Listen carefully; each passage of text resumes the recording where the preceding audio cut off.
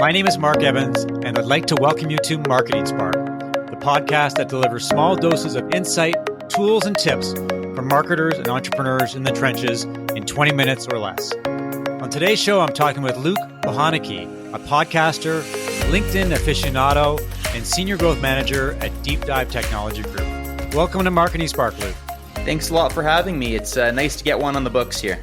Gone back and forth a lot on LinkedIn, like I have with a lot of people over the last 6 months, and really enjoyed our conversation. So I'm really excited to have you on the podcast today. One of the things that you talk about a lot is entrepreneurship. And I think what we've both seen so far this year is a lot of people, unfortunately, have lost their jobs and are exploring the idea of doing their own thing, of being the master or mistress of their own domain. But there's a lot of myths around entrepreneurship. From the outside looking in, it appears to be a very sexy, very glamorous, very exciting activity. But maybe you can provide some insight into what it's really like to be an entrepreneur and what it takes to enjoy that lifestyle. Yeah, that's a juicy one right there, Mark. And I know that you and I have had these conversations on LinkedIn, and that's one of the beauties that I love about LinkedIn. It gives you a chance to vet your own thoughts and understand if you're crazy or if other people are crazy just like you. So yeah, I definitely think there's a lot of misconceptions about entrepreneurship. Maybe we'll get into a couple of those today. I definitely got into entrepreneurship for the wrong reasons. So I think I would have gone into it anyways. I'm 30 years old now. I got in, I guess, right out of university, technically before that happened.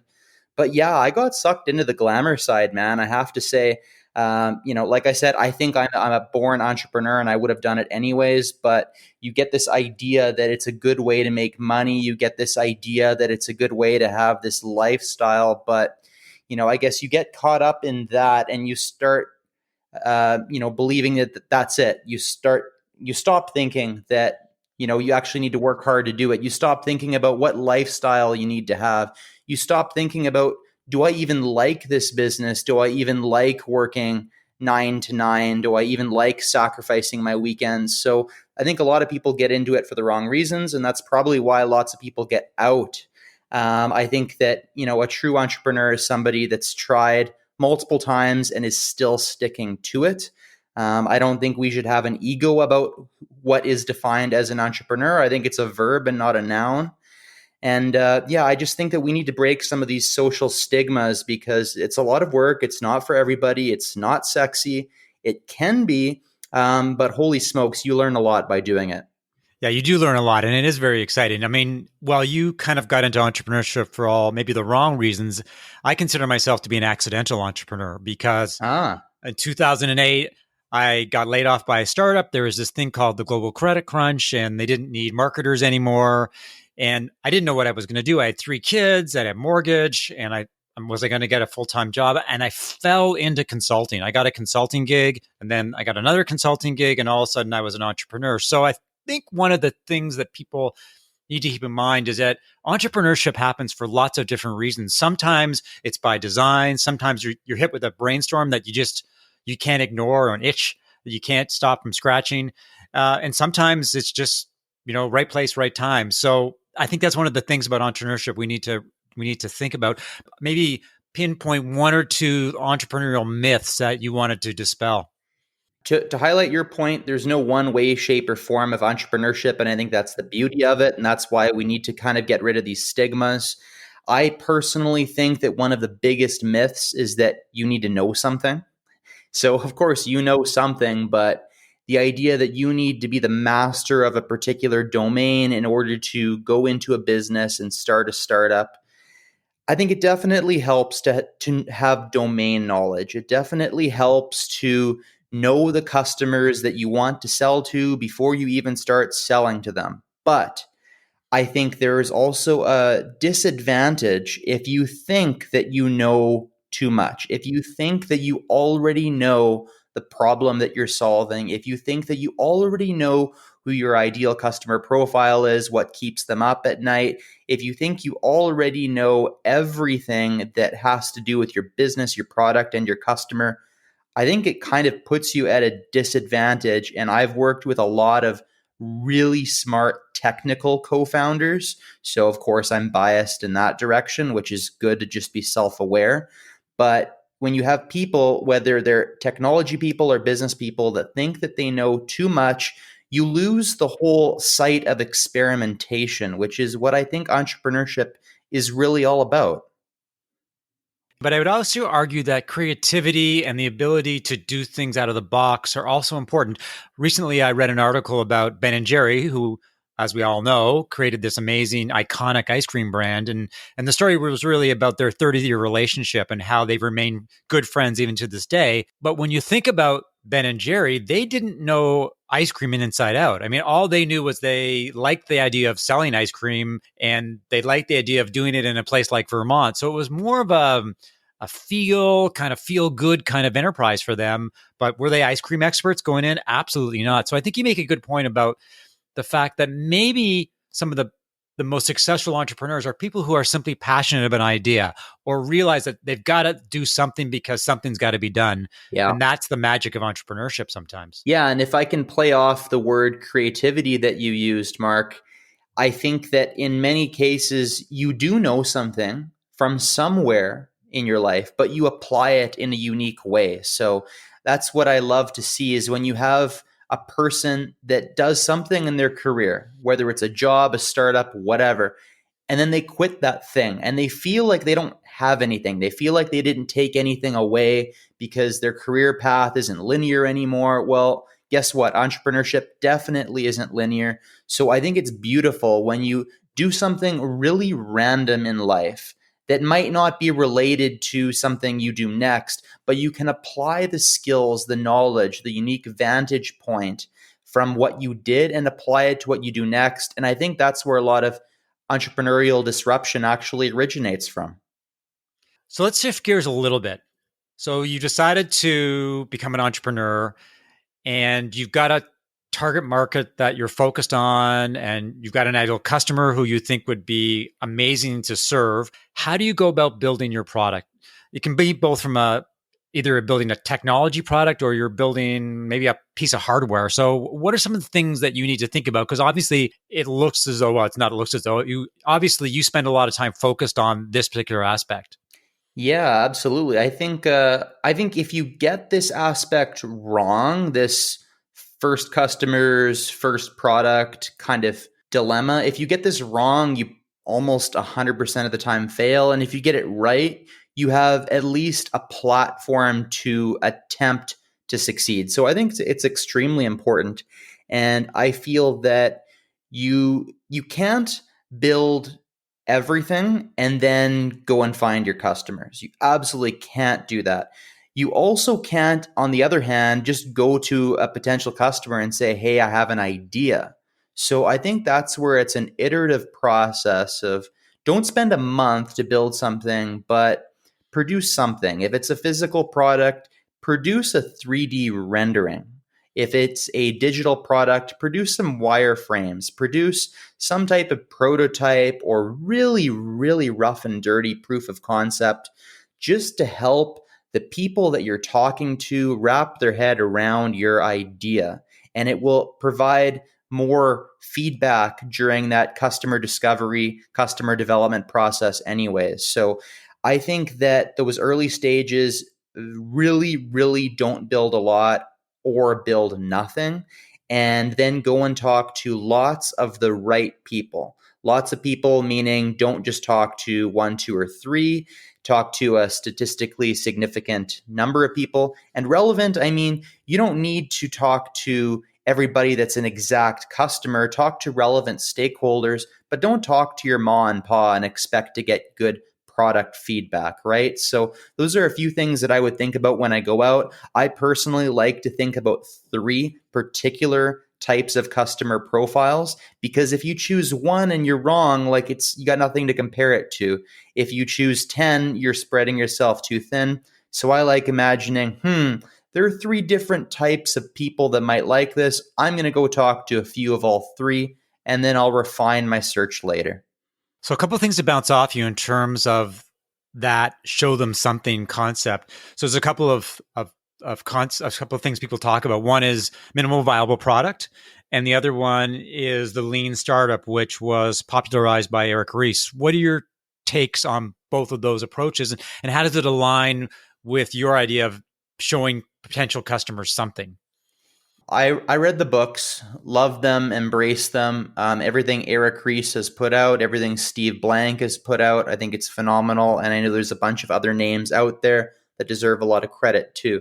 I think the idea of a minimum viable product, the idea of a lean startup, from my vantage point, go very hand in hand. I feel like it's up the same tree. And I feel the whole idea is, you know, don't build something and expect somebody to come at you. It's this idea of you're working with very limited resources.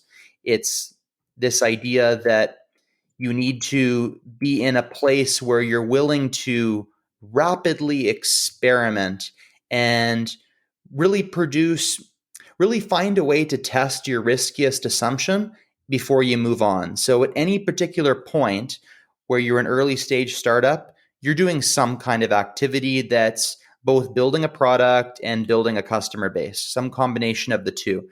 And there's always some kind of assumption that you should be testing. And you shouldn't look at it as how quickly can I finish building my product? How quickly can I raise venture capital? But how do you get to that next point of learning, that next point of experimenting?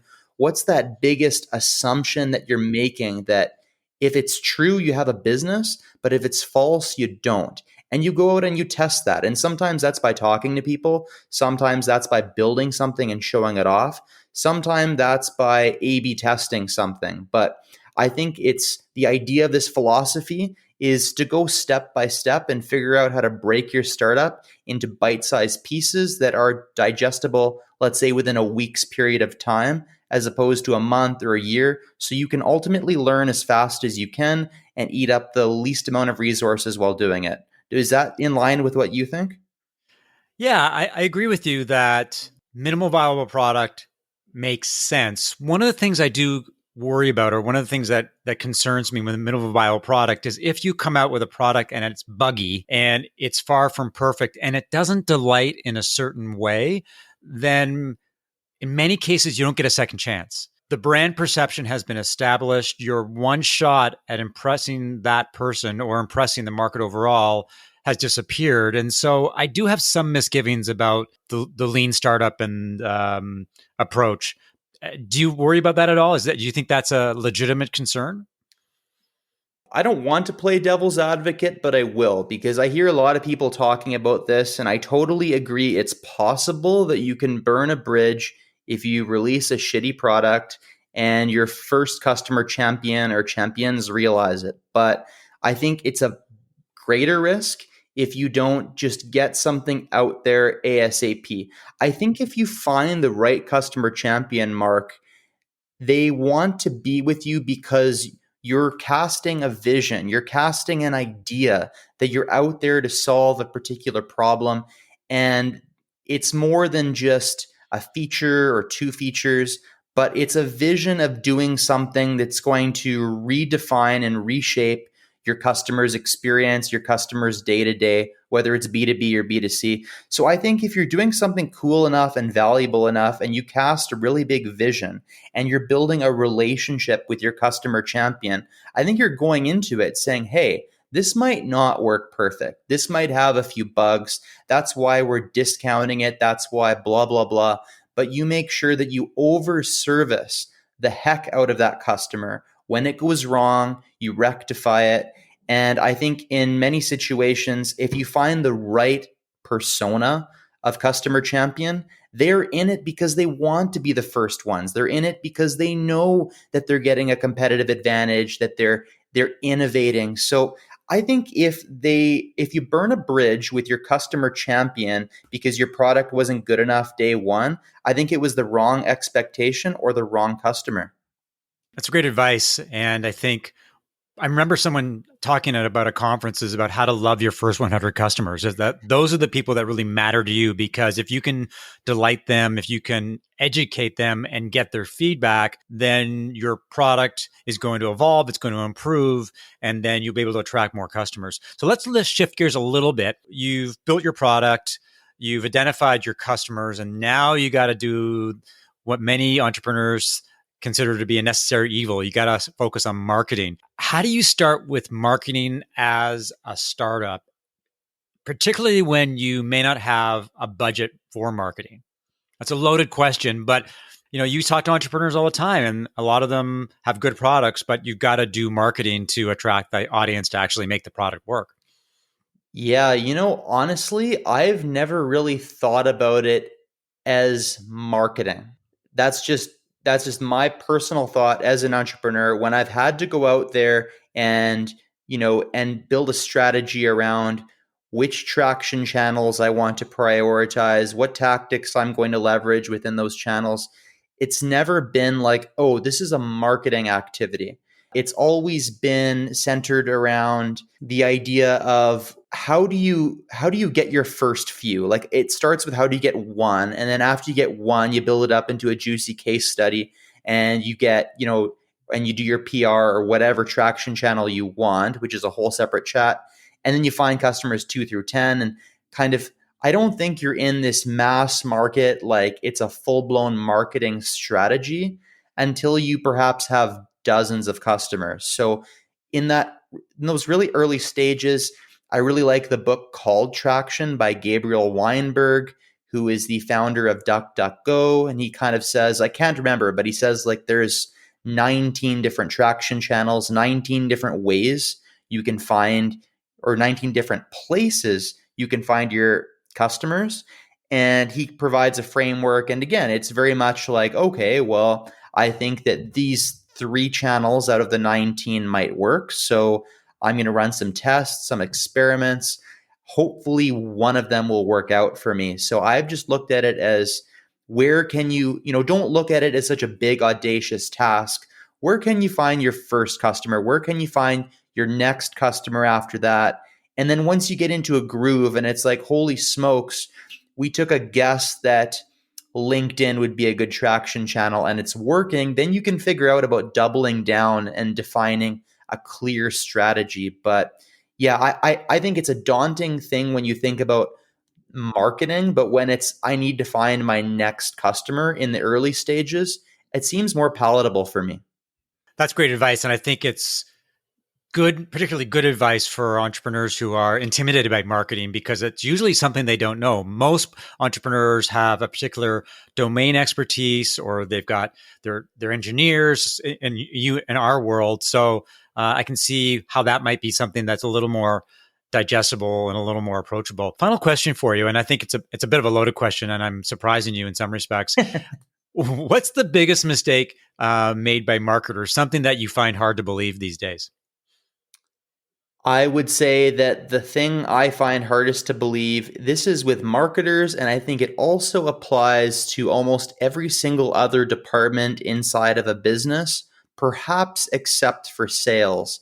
And it's that some marketers believe that they don't need to be directly talking to customers all the time. And I think that's wrong. I feel that the closer a marketer is with the customer, actually the more value they can add. And maybe some people would argue against this, but like in 2020, I would much rather be a marketer than a salesperson. Like with the way the world's shifting, with COVID, all these crazy things, like I think there's so much opportunity for marketing. And I think a lot of salespeople will shift their role to become marketers, or they'll at least start thinking more as marketers than just pure, I'm going to call the next phone number on this list and try to sell something. So I think that in light of the opportunity in the broad world of marketing in this digital era, I think these marketers need to get close and front and center with customers, because if they can carry the voice of the customer, it's going to help with everything. like content, like website copy, like, what is that thumbnail going to look like? How are you going to write your headline? How are you going to write that Google ad? I think it all spills out from just taking the easy approach, which is just figure out what the customers are saying, figure out what they're wanting, and do it. And too many marketers, I think, play the telephone game, expecting sales to relay this info. They should do it themselves. That's great advice, Luke. So if people are looking to connect with you or to consume your content, where do they find you? Well, apparently I'm hanging out with a lot with Mark Evans. So if you hang out with Mark, you might get close to Luke. But just in case that falls through, search for me, Luke Bohunicky, on LinkedIn.